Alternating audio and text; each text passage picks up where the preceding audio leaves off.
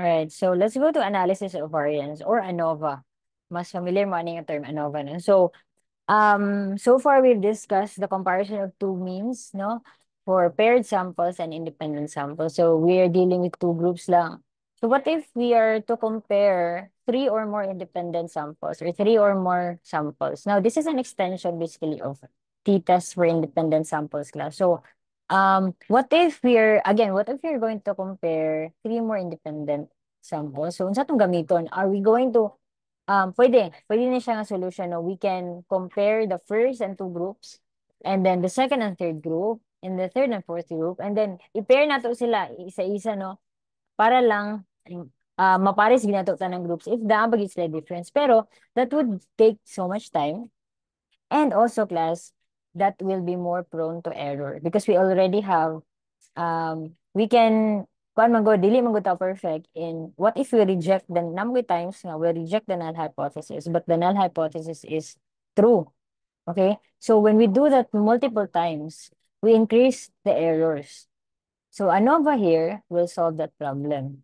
So this is again a solution for comparison of three or more independent samples. So for example, di ba we focus before ang two groups, no? So this is the t-test for independent samples, and this is group 1, this is group 2. So we compare them using two sample t-tests, no? Depende equal or unequal variances ba na. Pero again, if we already have more three or more independent samples, pwede na tayo compare si group 1 na group 2, group 2, group 3, then si group 1 na group 3. Okay? Pero again, mo increase itong error sana. So what will happen is that this is where ANOVA comes in. We use ANOVA without repeated measurement. So, kubalik class, atong dunganon og kumpara silang tulo. If naaba sila yung significant difference, silang tulo. Okay? So, there are many types of ANOVA, no? But thankfully, isa ra itong i-focus karon sa atong discussion and sa ato ang subject sa atong course for this because I think di naman siguro ta mag-introduce pero two-way or multivariate ANOVA. So sa one way lang ta, which means we are going to consider one factor and one dependent variable. Okay, introduce na gyapon na akong idea, no? Sa two-way ANOVA, you have two factors, one dependent variable. And then multivariate ANOVA, one or more factors, two or more dependent variables. So medyo complicated yun niya as we progress sa different types of ANOVA. So again, thankfully, one-way ANOVA na to ang topic karon. So what will happen? Nga ni itsura niya. Suppose we design an experiment of k number of groups. So, bahalag taman pa na sa 10 class, pwede ra lagyan po nato na i-compare, no, using ANOVA. So, mo na itong mga notation, no, mu1, mu2, mu sub k, no, for until unsa man gina nga group. And then we have sigma 1, sigma 2, sigma sub k for standard deviation population. We have the sample here, mean, SD, o sample sizes, yung iyahang notations. All right, so this is our assumptions for one-way ANOVA in parametric methods. I think I've already discussed parametric. When you say parametric, they are normally distributed. All of these samples are normally distributed. Kung dili mo siya normally distributed, we cannot use this one-way ANOVA. Okay? So, ato lang assumption para madali atong kinubuhi class is that it is normally distributed. So, again, what are the assumptions? You have k independent samples, meaning walay ga-pair sample dira class. All of them are independent from each other. And then next is the k population variances are equal. Mo nindot kay dili na ta mag-consider kung unequal ilang variances. Okay? So, kung giignan mo nga equal yung variances, you can use ANOVA directly. And then again, normally distributed siya because this is in parametric methods. Okay, so unsa po na tong hypothesis class of one-way ANOVA? It's just an extension of what we have discussed or what we have solved previously. For your null hypothesis, mu1 is equal to mu2 is equal to mu3 until mu sub k, meaning there is no significant difference between the population means sa ilahatan until the kth group. And then the alternative is that at least one of the population means differs from one of the other. So, mo na nakanindot po na ni. Sa alternative, basta naala kay isa dira nga nag-differ. For example, na kay 5 groups class. And then one mean will differ from the other 4. Dili na true ang imuhang null hypothesis, di ba? Sa alternative, nakadiretso. Okay? And makita mo na nato sa daw kung mag-solve ta, pwede I think three groups hindi ako nakahatag class. Pero mas may emphasis na siya kung daghan kay ka groups lang.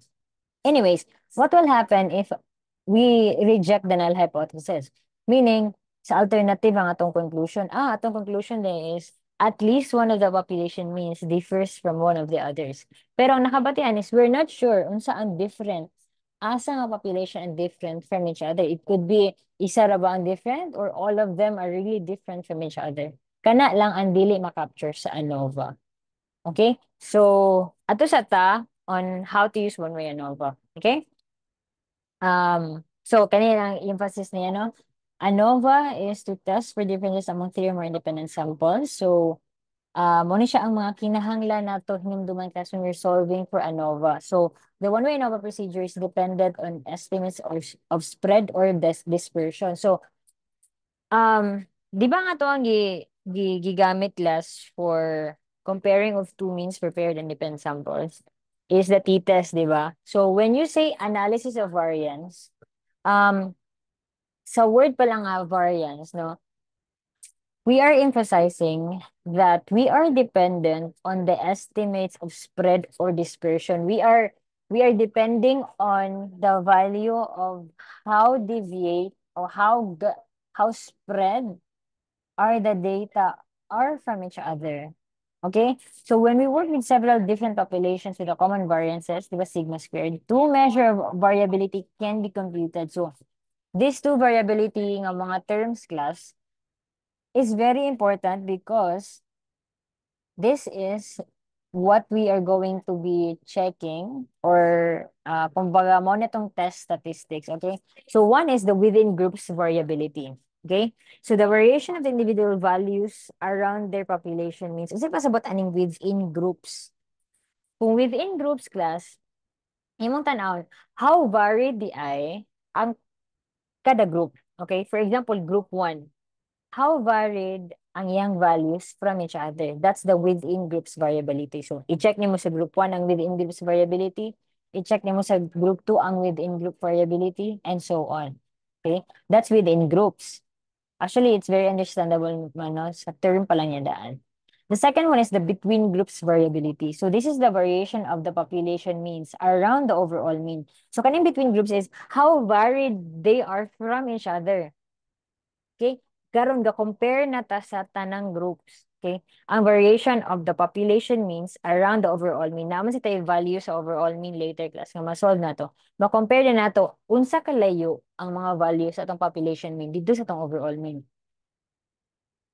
Okay? So, balik ta sa within groups, unsa kalayo or unsa ka varied ang mga individual values sa imong population around the population mean. That's the within group. Between groups is mag-compare na kasi mong groups sa tanang groups nimo. How varied ba di ay? Or how varied is the population means nimo compared to your overall mean. Okay? So para mas makita ninyo class, kasi pasabot anang within group o between groups variability, gikuha nga sample from the internet. So, di ba mo na itong box plot? You're familiar with box plot. Ako nang na-discuss yung midterm.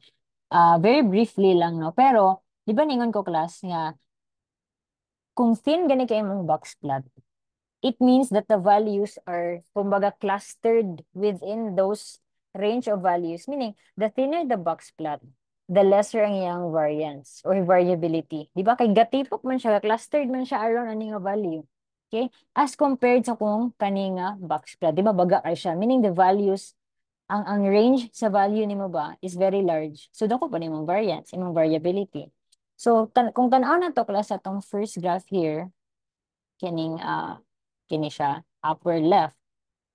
Kung tanaw na to, for each value or for each group class, ang di ba gamay kay iyang within group variability, kini siya tungod kay thin kay iyang box plot, iyang within group variability, butang na to within group is very small. Okay? Kini sad small sa diyahang within group variability kay thin mo kay ang box plot. Kini small sa diyang within group variability. Okay. Now, how do we compare the between group variability? I-compare nato ni silang tulo karon.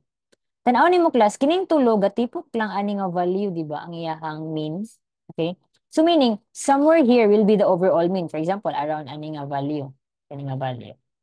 Now, compare ani nga value sa isa-isa. Kani siya nga population mean, compare nimo ani nga value. That will be, well, you can say it's less. Kay duol naman kay siya. Kini sad less pud siya. Compare na, less pud siya compared ani.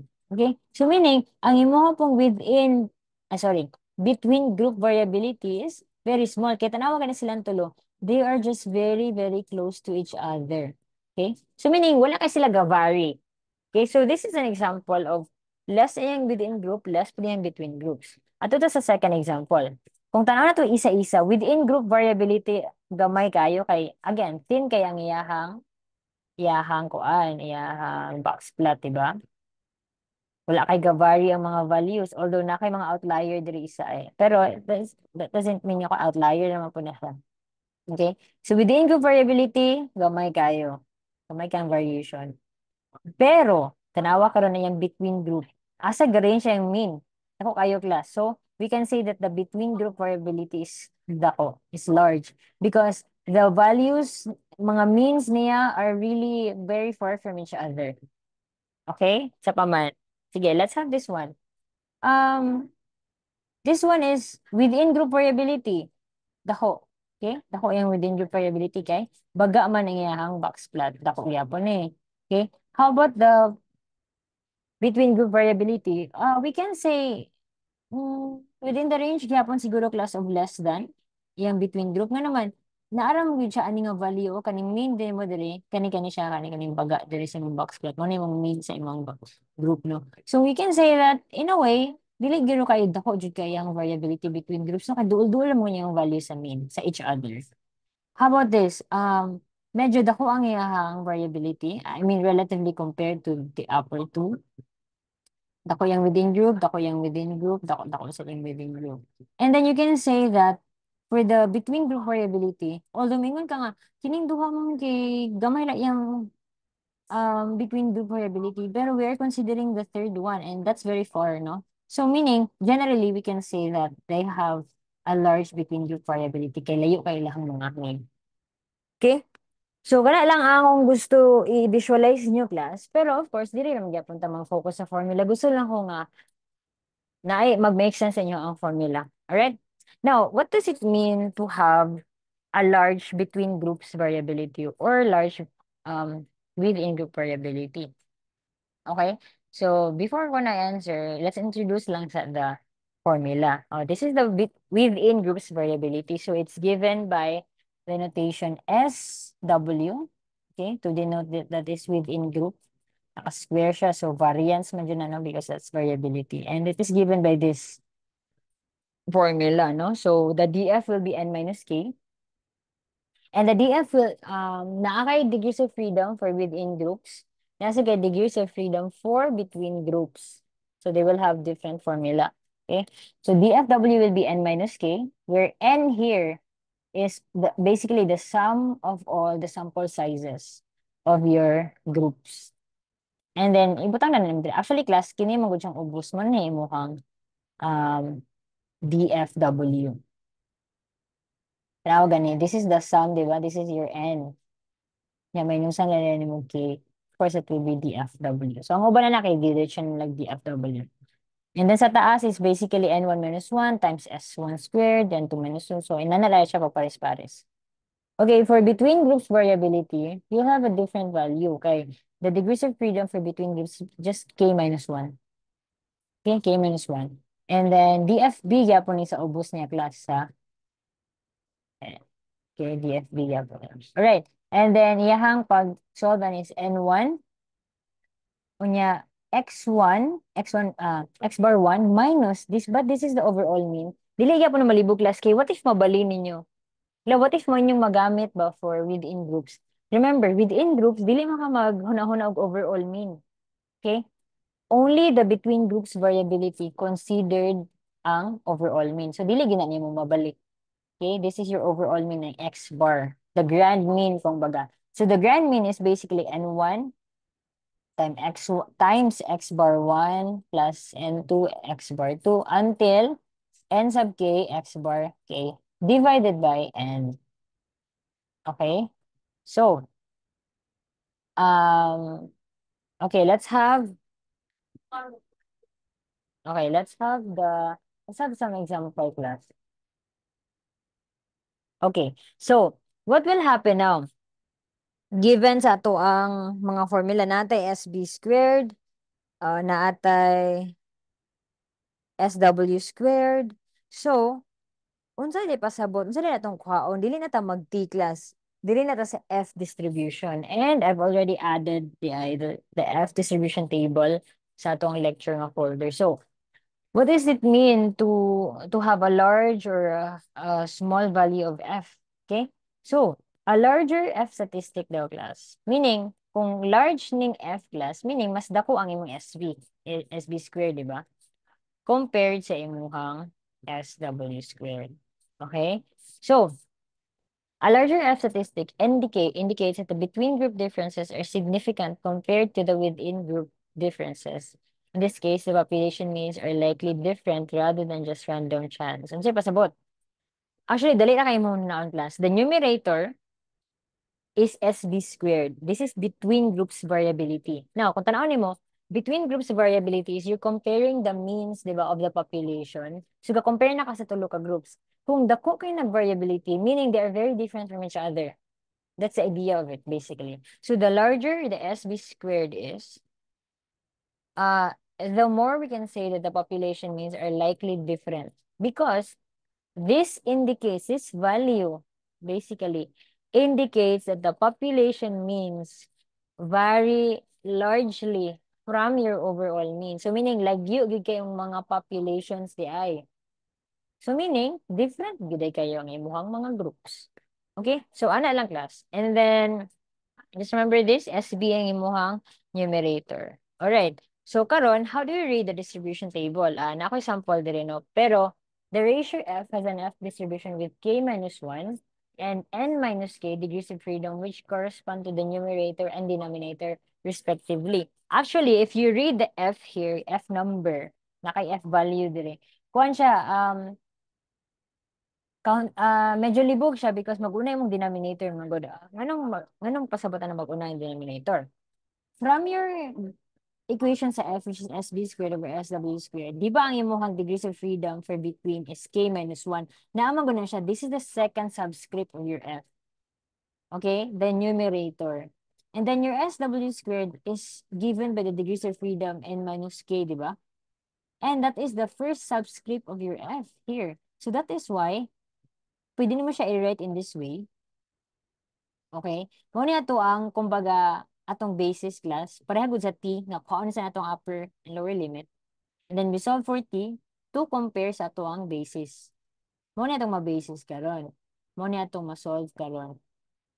As comparison to this value. Okay? So how do we read that? Again, the numerator is this one. The second subscript of F. The denominator is this one. That's the first subscript of F. So, tanawin niyo sa table guys, if you're given with this value, what is the F? What is the probability of your F with 3, 2 na degrees of freedom? So itong giingon, the first subscript will be the denominator, the second subscript will be the numerator. Dili na pwede mabalik class. Kaya naman, kung mabalik na siya, lahin na yung value. Okay? By the way, this is table 8.5 sa tumbok. Ang sunod ani difference sa imong T no, ang T naman naglahig class. Ang T man god is the value of your T sa sulod. And the values of your probability or the area kay mao'y naa sa gawa sa table or naa sa babaw no. Pero the F is just like your Z table where the probability or the area is kaning mga values sa sulod. And then mo ni siya ang atong kinahanglan tanawon. So when your numerator here na diri kaning 1 to 24 padulong sa infinity. And then denominator will be here. Actually, taas pa kayo na siya. Gikat lang yan ako. I just want to make a point on how to read F distribution table. Okay. Numerator 2. So, dirita. Circle na to na. Okay? And then denominator 3. So, ay haka dira. And then the significant level, for example, 0.05 man na usually, no? So, ato na dahil tanawin class sa iya intersection ng value. And that will be 9.55. So, muna itong value dira. 9.55. Sorry. Namali ko class. Ang T day ug ang F parehas. These are the value of your F. Sorry, I stand corrected. This is the value of your F. Okay, this is the value of your F. Um, yes, this is the value of your F. Sorry. Ang graph mo na to sa FK, something like that. Okay, so this is, dili mo siya more, skewed siya. Skewed siya nga graph. Pero kani nga mga values are F values. Okay? So, pwede ta mag-assume class, pwede ta mag-assume og values. Depende sa itsura sa imong graph. Kung less than or greater than ba siya. Pero wala tayong exact values at unless you use your online calculator to calculate the probability of certain values of F. But in this case, these are the values of F. Okay? So again, balik ta. How do you read the value of F? 3, 2. So this is denominator, numerator. So denominator is here, numerator is here. Again, hindi siya pwede mabaylo kay what if 3, 2 ang imong nakuha kana. So kani imong value 19.16 which is wrong. Okay, so the answer is 9.55. Okay, so let's go to some examples. So we have here example 1 given alpha 0.05. Natin three groups class. Given natin diretso, wala na itong word atong problem class. These are from different hospitals sa mga value. So, for example, we have mean value here, 2.63 liters. Ano yung mean value for each sample. Standard deviation for each sample given yapon. And then the number of samples here. All right. And then, what would be the value of n? The value of n is, basically, plus na mo ang tanang sample sizes. Okay? Ato lang kung diretso ang n class. Next is, sorry, step 1 pa there, we establish hypothesis. K is equal to 3. Okay, ato lang nang i-emphasize K is equal to 3. Gamitin na ito na later. Tungkol kay 3 groups man siya. Alright, our na hypothesis is that so ganito, equal yung population means. Meaning there is no significant difference between all the population means. And then the alternative will be at least one of the population means differs from one of the others. Okay. And so we get to the second step, which is we solve the SW squared and the SB squared. So when we solve that, input mo tanang values the class, we get 0.254. And then for SB, we get 0.796. Pero of course, i-solve pa na to ang grand mean, which is this value, 2.83. Okay? So, tanaw lang yung value class. Muna man itong gamiton sa F, di ba? Pero later pa na. Kaya unsa man itong buhaton? Ato sang tanawon atong value sa F gyud. The F will be n minus k minus 1, di ba? With alpha 0.05. So, k minus 1, that is 3 minus 1. N minus k is 60 minus 3. So, basically, we want to find the F value of 57.2. So, kung tanong mo sa table class, actually, ang table man god is from 40 niambak siya 60. So, actually, sa book class, yan, giba-na-bana ang value. Pero, para matagaan ta mo exact nga value sa F, um, ako na lang gi-online kay calculator. Pero don't worry, kay during the exam, tagaan ta mo value nga mapakita gid ninyo sa table. I mean makita gid ninyo sa table. Pero for now, ako lang sang gi-online calculator ha. Dili mo ganahan maghatag lang og range. So specific lang ta. For this F value, we have 3.16. So, kaning red class mo na yung 3.16 na. Akong ibutang ko lang, okay? Mo na 3.16. One tail naman daan niya. Okay, 3.16 na siya. So, meaning, diri ni cut ang imuhang 5%, di ba? So, diri ni imuhang 0.05. Kana siya yung 0.05, okay? So, karon ato na din isolve ang test statistic F mo rin nakanindot. Do taas yung mga formula diri, pero all you have to do is SB squared over SW squared na siya. Okay, which is 0.769 over 0.254, which is 3.028. Okay?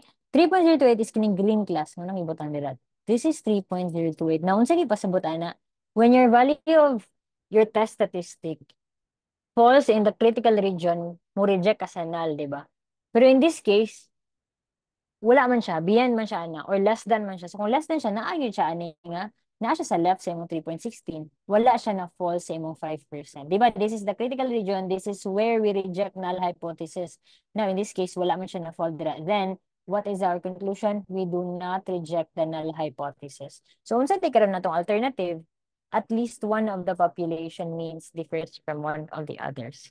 So atong kuana na is there are not significant difference among the mean. Oh, murag sayop ni class. Ako lang mo din screenshot. Pero ani, ang conclusion na to is there are significant differences, okay? Ato ning i-reason. There are significant differences among the mean FEV measurements of these three populations. Pero karon katong gi-emphasize kay ganina, though kabalo nga na differences, kay na-prove man nato using our test statistics here, that there is indeed differences among the three populations. Pero we're not sure asa ang difference. It could be isa ra ang different, no? Or it could be sila yung totally different from each other. So we cannot test that. So that's why, what happens if we reject our, ay, sorry. Sorry, class. Noon, mo ko na nabasag na ko. Di na ako na-ikat, no? Pero ako lang ibalik. We do not reject. That's why wala siya significant difference. Sorry. So, sakto. Di ba na-emphasize na galing na ako nga diri i-reject no niya siya kay wala ba siya i-reject. Kay naa siya sa left. So, we do not reject. Na class na naglutang ko class no. So, again, we do not reject the null hypothesis. Again, tungod kay wala siya sa critical region. Ay, nako. Ano naman ko. So, we do not reject the null hypothesis. We accept the null hypothesis, meaning kaniya itong i-accept. Tungod kay wala man nato na-prove.